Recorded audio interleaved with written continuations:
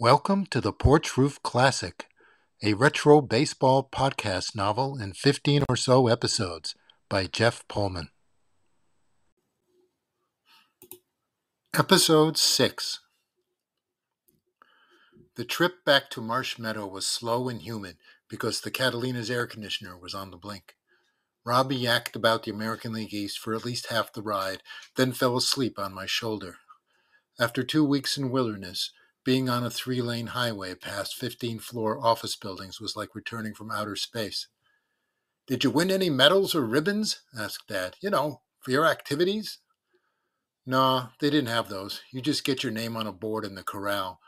But I didn't even make the board. Hardly anyone did." "Oh, too bad. The camp I got sent to in Connecticut, we had a whittling class with knives, and I won a silver medal for a pipe I made. Hung on to that thing forever, not even knowing I'd be a pipe smoker someday. But my mother threw it out by accident." "Knowing her, I doubt it was an accident," said Mom. "Anyway, it's nice when they give medals and ribbons. Good for your esteem." Robbie's sleep drool had formed a small pond on my shoulder. I looked at my parents and dropped my voice to a whisper. So, how's he doing?" Mom squeezed out a nervous giggle. Dad cleared his throat. "Better," he said. "Certainly with the temper thing. He can still talk a hinge off a door. But I think overall, more calm," said Mom. "We took him to, see someone." "Which wasn't cheap. Anyway, I know he missed you, but he's been a lot less nutty." We exited the interstate and rolled through the older section of Marsh Meadow, past our Catholic and Protestant churches and ancient town library, all under canopies of comforting, leafy elms. 2 miles later, up and down a few gentle hills, Robbie woke as if on autopilot. The moment we turned onto Squaw Farm Road, Dad slowed down to take in the lawns. Mom jabbered about what she might make for dinner.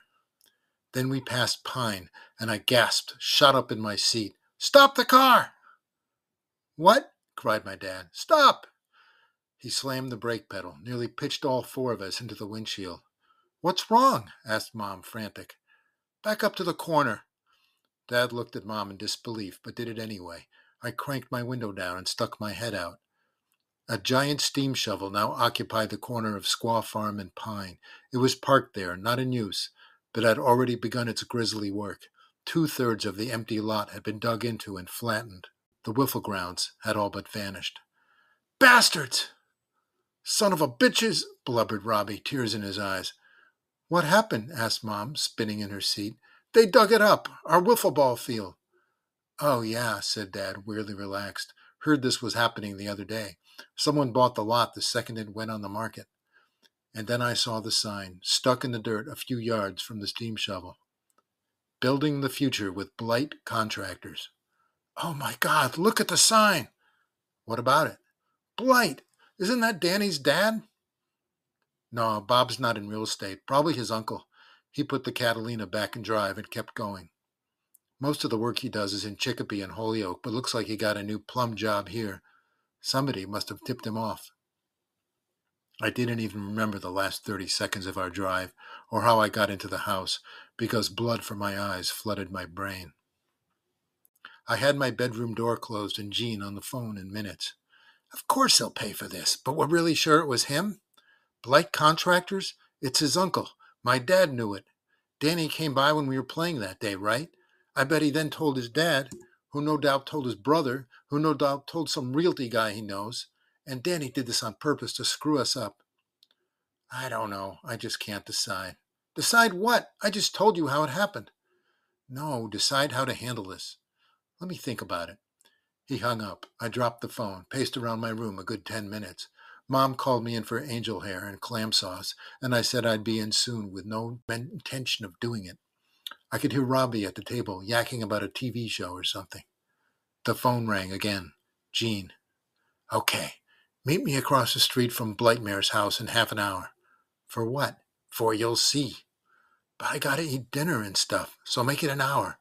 Across the street in those bushes." "Yeah, all right, I guess." He hung up. Dinner was a tasty blur. Mom hummed Broadway show tunes while she served us. Dad mostly gazed out at the backyard and row of fat, dark clouds on the southwest horizon. That looks nasty. Lower the umbrellas and the porch blinds after you eat, Joey. Okay. Maybe you boys can play one of Robbie's board games tonight, said my mom. Maybe, I don't know. Jean wants to buy me a welcome home fribble at Friendly's, so I thought I'd do that first. Right after dinner, actually. I mussed Robbie's hair. Play some Clue right when I get back, okay? Yeah. It was good to see Robbie eating like a normal person and blabbing a little less, but there was no time for deep psychological observation here. Jean was waiting. 15 minutes later, I rolled my bike out of the garage.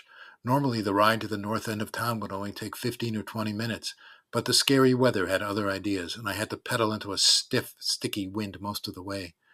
Collier Street cut through a neighborhood of classic colonials in North Marsh. Each lot was vast, adorned with curved walkways, long, perfect lawns, fresh paint jobs, and plenty of brick. The Blight home was at the far end, right before the road ended at a T-intersection bordering on Maple Park. I ditched my bike behind a tree a few houses away, hurried on foot to a cluster of massive bushes that surrounded the house across the street.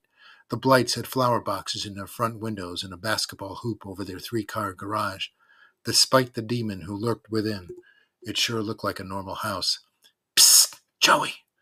I heard Gene's voice but couldn't see him. Inched closer. He had crouched and wedged himself between two of the bushes, a windbreaker over his head. His teeth were clenched. What are you doing? Get down!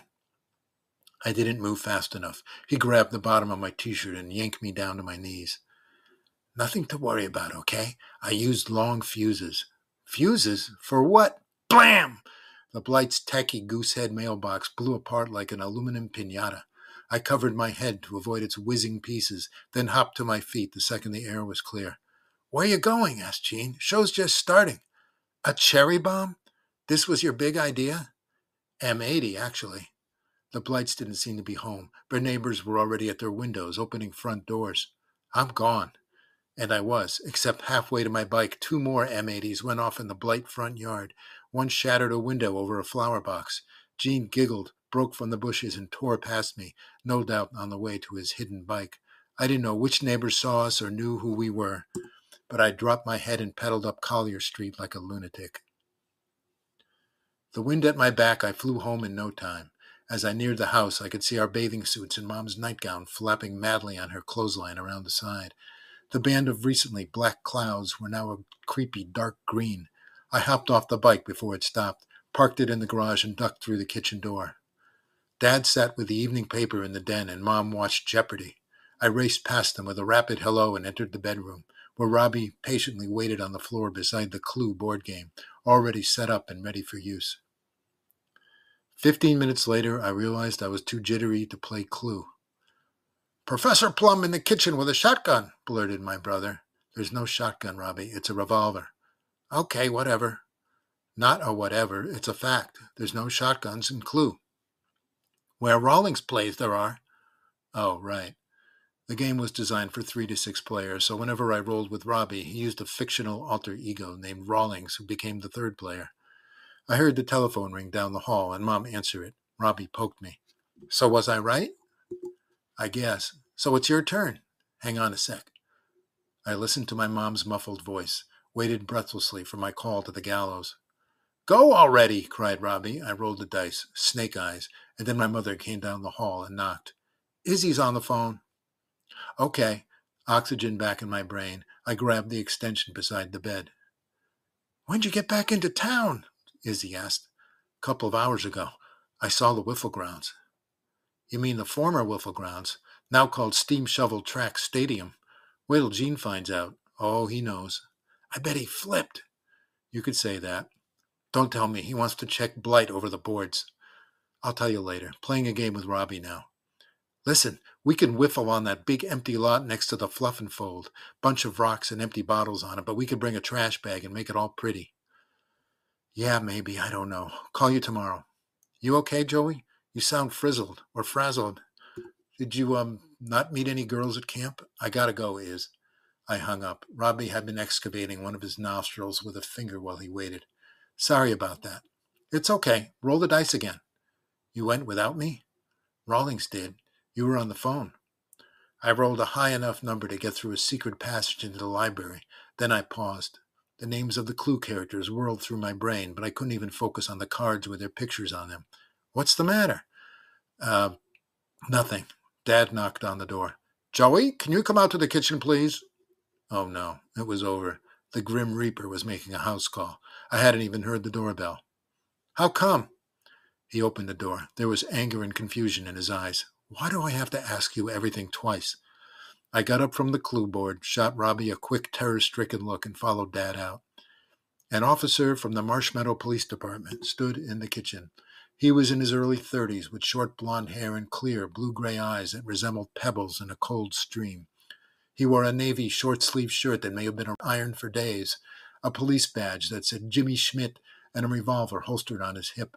A man with a gun was actually in our kitchen. Hi, Joey, he said in a firm, lifeless voice. Need to ask you a few questions, if that's okay. Sure. What have you been doing in the last hour or so? Just playing Clue with my brother. And before that, I rode my bike to meet my friend Jean over at Friendly's, but it started raining, so I came back. He gazed through me with sonic eye-beams that fused my innards. Through the kitchen window, violent rain and wind attacked the backyard. I knew it was an omen and could barely breathe. Nor could my mother, who wiped the same counter with the same dish towel over and over. You didn't happen to be over on Collier Street about 6:38 p.m.? No way! Everyone in the room stared at me. It was just a simple question, Joey, said the officer. Oh, no way. Like I said, I was going to meet Jean at Friendly's. Mm-hmm.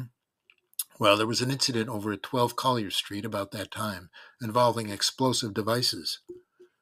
What do you mean? Asked Dad. Like firecrackers? Well, not exactly. Potentially lethal explosive devices, Mr. Tosh. Oh, that's not good. But no need to belabor the point, officer, or scare the boy, you know. He should be scared. Every boy should. M80s and cherry bombs are potentially lethal explosive devices. Once I saw one of those blow a kid's hand clean off and leave a bunch of fingernails on the ground. He smiled at me, which was even more disturbing. But you were on your way to Friendly's, so no worries. It's just that a neighbor kid of the Blights thought he recognized you biking away, and that's why I'm here. My dad turned his head to look at me, the slowest I'd ever seen him turn his head. Joey, anything more you'd like to tell us? Nope, I don't want to tell you. I mean, there's nothing to tell. Mm-hmm, said the officer. Sure. You know where to call me if that changes. He glanced at my dad. Mr. Tosh. He braced his cap on his head against the rain and wind and went out the door. My father turned to me again but said nothing, his face a road map of rage. What? Should I drive you back to camp tomorrow? Like for another 2 weeks or a month? Dad, nothing happened tonight. With me, I mean. Why should I believe you? Because I don't lie. Cripes, I don't even like firecrackers, you know that. They scare the crap out of me. Crash! My mother shrieked. Phil, the patio table! He ran to the dining room window, me close behind. A violent wind gust had slammed the metal outdoor table, vinyl flowered tablecloth and 2 of its 4 chairs against the wall of the house. Sheets of rain blew in sideways through the porch screens. The entire house shuddered. It's a tornado, screamed Robbie, ran down the hall and burrowed into Mom's apron. No, it isn't, honey. Calm down. There's no funnel, said Dad, peering up and into the black heart of the storm. Phil, get away from the glass. For what? It's a baby storm, I'm telling you. Boom! A lightning bolt split the sky. We screamed, jumped away from the windows. Something sparked. It was tough to see through the glass and blinding rain, but the thing had sliced through the lower trunk of Dad's backyard maple like a red-hot chainsaw. The tree teetered there for a few seconds before a violent wind gust toppled the thing over with a long, loud crack. Oh, my God, said Dad. Holy shit, said me. He was too in shock to even smack me and pressed his face to the glass. I'm going out there. No, you aren't, yelled Mom. Dad, don't, cried Robbie. Reason prevailed. He shrunk away from the window and slumped into one of the dining chairs, waited for the storm to pass over. I stared out at the shattered tree, a strange mixture of guilt and inspiration inside me. A few hours later, I found Dad alone in the den, back in his recliner, nearly finished with a glass of beer. The TV was turned to local news and a weather forecast, but he was still too shell-shocked to pay attention to it. I gingerly walked in and stood over him. Hey, Mom wants to know if you're coming to bed. I guess so. He lifted the bottle of Schaefer to pour the rest in his glass, not realizing he had done so 15 minutes earlier. Listen, Dad, I know you really like that tree. Like, Joey? Like. I'm going to save it if I can find a tree surgeon. Do you have any friends, dads, who know a good tree surgeon? Not really, but I've been thinking about it the last hour, and I think it's kind of like a message from God, you know? A what? A message to me about getting my crap together. He downed the last swig of beer and rolled it around in his mouth. What are you talking about? The wiffle grounds. We can't play there anymore, right? I found that out today, and it bummed me big time. Then just hours later, a lightning bolt comes out of the sky and wipes out the backyard tree, which was basically the only thing keeping us from playing wiffle ball here. Yeah? So I thought maybe I could make a deal with you. If we totally take out that tree, get rid of the stump and all, I'll dig it up myself and let us use it as a wiffle field this summer. I promise to find myself a part-time job next week and make enough money to buy you a brand new tree for the side or the front yard. He stared at me in woozy awe for what must have been half a minute. You want to buy me a new tree? Yep. I raised my hand and gave him a little salute. Honest scout, or whatever they call it. He chuckled a little, set his beer down. Well, now I've heard it all. Where are you going to get a job? Doesn't matter. Dairy Queen, Stop and Shop. I'll sweep a stupid gas station. Uh-huh. But you don't need to buy me a tree. I want to. He looked me over and nodded. How about we go halves? I shrugged okay. He stuck out his hand, and with that, the meat of my most memorable summer, the middle innings, officially began to cook. In a more current year, Stephanie rang my cell phone 3 times as I drove into the pharmacy parking lot, then left a message saying her meds wouldn't be ready for another half hour. I had time to kill, so joyously murdered some. Took Northeast 33rd over the water and stopped at the Wilshire Riverside Little League field. It was a cool Oregon morning, nothing new there, and a yellow team of 9-year-olds was having at it against a blue one. I joined a modest crop of moms and dads for an inning, listened to their encouragement and groans, but more than anything studied the terrified faces of many of the players. Decades ago, my brief Little League career back east had been an abomination, afraid to take the bat off my shoulders, mortified about being struck by the hardball. Most of my friends who dared to sign up had similar horror stories, and Izzy even took one off his chin once and needed stitches. Which is why wiffle ball was a godsend for us, a fear-free way to enjoy the game and allow our playing styles to flourish. 2 innings into the yellow and blue battle, Stephanie was calling my cell again. I would have been in the backyard at 8 a.m. the next morning to start digging up that tree stump, but the cold front lingered and drizzly rain lasted all day. Dad was late for work because he spent too much time at the dining room window with his coffee, staring out at his shattered nature investment. I finally finished my game of Clue with Robbie and let Rawlings win. The cops never did catch Gene. He pulled off some kind of ninja ghost thing that night and made it home unseen through alleys and wooded paths without hardly getting wet. He'd be snickering about what he'd done for the rest of the summer, especially if we ran into Danny again, and I didn't exactly trust him to keep his yap shut. Me? I was too terrified to even admit I was anywhere near the Blight house. Being Jewish came with natural layers of guilt that could smother you if you were even seen picking your butt, so keeping me in check regarding M80s was no problem. The real problem in front of my face was the search for a summer job. The local newspaper want ad page was filled with hiring items, but nearly all said must be 16, and I was nowhere near tall enough to fake that. My dad had mentioned possibly working in the kitchen at Irv's Deli, a tiny joint a few doors away from Drug Depot that was usually sprinkled with a half-dozen marshmallow Jews and a few cops. Dad met Irv briefly at synagogue once and had reportedly called him on my behalf, so I biked over there early afternoon in the drizzle. Irv Kropnik was a chubby little guy in his 50s with a sweaty neck and awful toupee, and any contact he may have had with my dad was news to him. Bill who? No, my dad's name is Phil Tosh.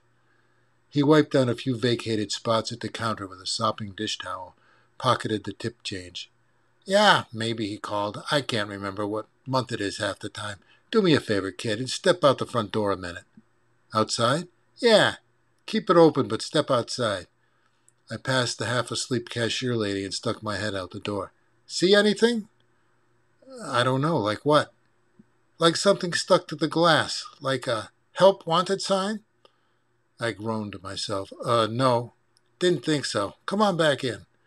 I slowly returned to the counter, tried not to notice the roomful of us customers eyeballing me.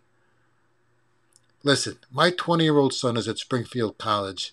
Andy. Ever meet him? Good kid. Good worker. Wants to fix people's air conditioners for a living, and you know what? I wouldn't even let him work in this place when he was younger. So you think because your old man makes one call you got yourself employment? No, Irv. I mean, Mr. Gropnik, I'm just really dying for a summer job and I'll do anything. Seriously. I want to learn. Learn how to wipe a counter? Empty trash? He chuckled. You got gumption, I'll give you that. He threw the wet towel over his shoulder. Come on in back a second and meet Tom and Jerry. Tom and Jerry were actually Tomas and Jesus, a pair of Puerto Rican guys in their early 20s who spoke some English and didn't look thrilled to see me. Tomas manned the grill and toaster, while Jesus did the dishwasher and anything else. Their kinky hair was held in place by hairnets, their surly attitudes untamed. Guys, this is Jimmy.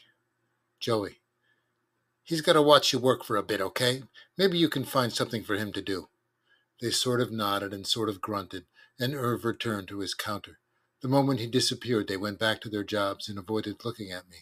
I stood there like a dope for a bit, then retreated to a stool by the rear door. Not knowing how long I might have to wait to talk to Irv, I had smartly brought a magazine along, and after a few more minutes of observation, reached in my back pocket and unrolled a Street and Smith's baseball yearbook for 1970, with Tom Seaver of the Mets on the cover. Jesus caught me glancing through the thing as he swung around with a tray of drink glasses, laughed to himself, and whistled at Tomas. Tomas looked up from the patty melt he was grilling and also laughed to himself. Jesus set his glasses tray down and walked over. You a Mets fan? No, Red Sox. That's good. Now we don't have to mess you up. You don't like the Mets? Anyone that beats Roberto we don't like, shouted Tomas, and pointed his spatula in a threatening manner. Oh, you mean Roberto Clemente? Si, Roberto, the greatest ever. Yeah, he's a fantastic ball player. They looked at each other, somewhat impressed. You like Orlando too? Asked Tomas. Cepeda? Now they were really impressed. Tomas set his spatula down and came over to join Jesus, wiped his hands on his apron. Cha-Cha beat your Bostons in that World Series, then went to Atlanta, and you still like him? Sure. Only team I don't like is the Yankees, but I like players everywhere if they're good. Jesus reached out and fingered the back cover of the magazine. Got Roberto's picture in there?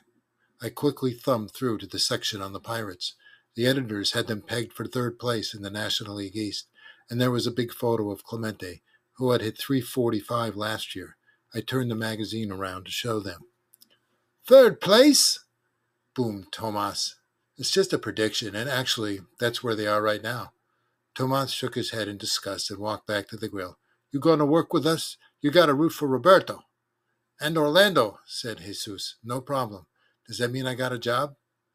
They looked at each other. Jesus shrugged. We talked to the boss, said Tomas.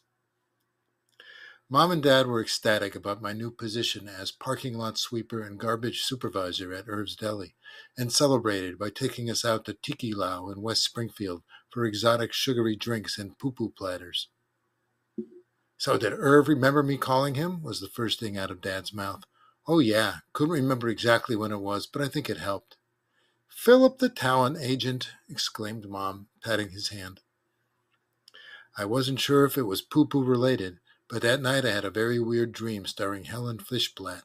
We were in the Wiffle Grounds, which had turned into a dusty Roman Colosseum with giant lizards instead of man-eating lions.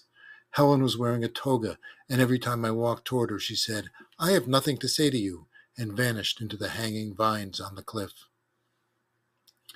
Just before dawn the next day, I threw jeans and a sweatshirt on, laced up my sneakers, and snuck out to the backyard with Robbie, still asleep. There was mist in the air and morning dew glaze on the patchy grass. I carried the yellow bat and a handful of wiffle balls to the far southwest corner of the rectangular lot, dug into the crabgrass with my foot to create a mock home plate. My dad's sad, ruined maple lay on the ground, halfway between me and the screened porch. I opted for a Tony Canigliaro stance, feet spread apart, low to the ground, but not as extreme as Willie Mays looked. Took one of the balls in my left hand, dropped the others, and tossed it up in the air in front of me. Used all my arm strength and gave it a whack. I definitely got good plastic on the ball. It soared on a perfect arc toward the porch. There was no wind at all to help it along, and it still landed halfway up the slanted roof before it bounced back and dropped into one of the low bushes in front of the screen. Movies, the Beatles, and lasagna were wonderful, but at that time in my life, there was nothing more delicious than a solidly hit wiffle home run. I needed to hit another one, and the high beige wall forming the back of our garage beckoned. I shifted both of my feet slightly to the left, crouched a bit lower for more torque power, and tossed up another ball, fouled it behind me into a thicket, so tried another one. This ball was crushed, a rising liner that seared through the mist and hit the very top of the garage wall, maybe a foot from clearing it. I let out a little whoop of my own and quickly fetched the 3 balls for another round, tossed them up in the air one after another, and kept ripping liners and deep flies. Many hit the porch roof. I couldn't stop. Mom opened the blind on the kitchen window at one point and may have said something, but I didn't really hear it. Blisters were forming on 2 of my fingers. Wicked! It was Robbie, scampering through the porch and into the backyard in his bare feet and astronaut pajamas. Throw me some! Hang on. I ran back to the new home plate and smashed 3 more balls. One skipped up the porch roof and over the top into the front yard. Robbie yelped and ran around the side of the house to get it. I grabbed the 2 other balls on his return and dropped them on the spot he randomly chose for a pitcher's mound, about 5 feet from home plate. I scooped them up and stepped back to a more reasonable distance and floated in a very soft, very hittable pitch. He swung so hard his pajama bottoms fell down. Robbie, my mother shouted from a window, get in here and put some clothes on. Just a minute.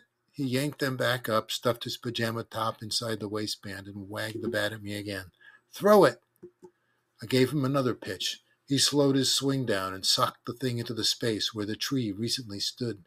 The ball had eyes on the center of the porch roof, but died in the heavy mist and bounced off the roof's edge, popped straight up in the air, and landed in the rain gutter.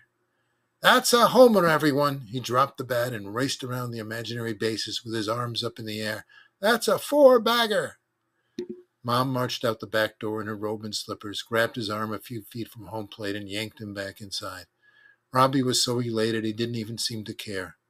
I was so elated for him that I celebrated by hitting a few dozen more home runs in the next hour. Izzy had invited me and Jean for supper and a sleepover at his small, crowded house. Mr. Drucker owned a watch repair store in East Springfield and sat around in his sleeveless undershirt and read history books every night. Izzy's mom just kept house like mine did, but had much more of it to keep, like Izzy's 3 younger sisters and a full menu of strictly kosher food. As we sat around a small card table in their den, trying to swallow Mrs. Drucker's burgers, so drained of blood they tasted like seasoned hockey pucks, I listened to Izzy's latest suggestion and just shook my head. The SMMWBA is just a boring name. On the contraire, he said, it's quick and direct. South Marsh Meadow Wiffle Ball Association. Too many words, said Jean, and finished his 3rd large swallow of soda since he began his burger. Okay, you got a better name then? Asked Izzy. Yeah, the League. Oh, that's not too conceited. He shoveled down a weird chickpea, raisin, and onion creation on his plate. I think it should be something short, but kind of cool, I said, like the Porch Roof Gang. Izzy and Jean looked at each other. Not too awful, said Jean, except I wouldn't call us a gang. Well, we're not exactly a league, said Izzy. And we're not exactly a stupid association either, said Jean. But we could be a league, I said. I mean, we're all around this summer, right? Everyone will want to play. We can make a friggin' schedule. And score games, added Izzy, dying to know how many homers Vezzo hits. Yeah, but there's always vacations and stuff, said Jean, and I might get a job at Ed's Gas and Oil. We gave him a skeptical look. I mean, they've had the same help wanted sign up since 1958, and if I comb my hair right, I could pass for 16. I'm just not sure that many people would play, said Izzy, and isn't it just a normal backyard field? I stared at him in amazement. First thing the next morning, we stood in my backyard, and I pointed at something. See that garage wall? Yeah, said Izzy. What does it remind you of? I don't know. The back of Max Chevin's garage? No, dummy, the green monster. He stared at it. Yeah, but it's brown. Light brown, actually. It's called beige. But anyway, it's what they call a park feature. You can leap and make amazing catches against that thing. Splatter yourself on it, added Jean. It doesn't have a scoreboard, but it's definitely going to rob some people of homers. And if you clear the thing... You get an extra out? Cried Izzy. Yes, I like that. We can call it a beige monster shot. I kept us walking and pointed at the porch roof. You kidding me? This is like 20 feet away from home plate, said Jean. At least 90 if you ask me. And we can make that a double, cried Izzy, suddenly empowered. I frowned because I had more of an issue with this idea. Robbie won't dig that. Oh, well, that's okay. Homers for Robbie, doubles for everyone else. Perfect. We did our patented synchronized hip shake to cement the agreement. 3 days after that, in the darkness of the Riverdale Majestic 4, halfway through Beneath the Planet of the Apes, Izzy shook my armrest. Okay, but if any of the bushes in the Bickerstein's yards have poison ivy, it's a ground rule double because I'm not sticking my hand in there. So we'll call those homers, whispered Jean, in between popcorn munches. No, a double, like at Wrigley. Wrigley's got ivy, man, with these big-ass rats in it. Shh, barked a moviegoer 3 rows behind us. We'll call it a ground rule Bickerstein double, I whispered to Izzy, and turned my attention back to James Franciscus as he fended off telepathic mutants. A typed letter with no return address lay on my bed when I got home. Dear Mr. Joey Tosh, in regards to the recent explosive incident at the Blight residence on Collier Street that resulted in excessive damages, we are aware of your involvement despite what the Marshmallow Police Department thinks. If you ever set foot near the Blight House again, you will regret it. Sincerely, the Collier Street Home Defense Association. I wasn't sure the letter was real, but it was more than enough to terrify me. When Mom asked who it came from, I just blurted out, some kid from camp. You've been listening to The Porch Roof Classic by Jeff Pullman. This retro baseball podcast novel was made possible by Spotify for podcasters and Buzzsprout. Be sure to basket catch another episode next week.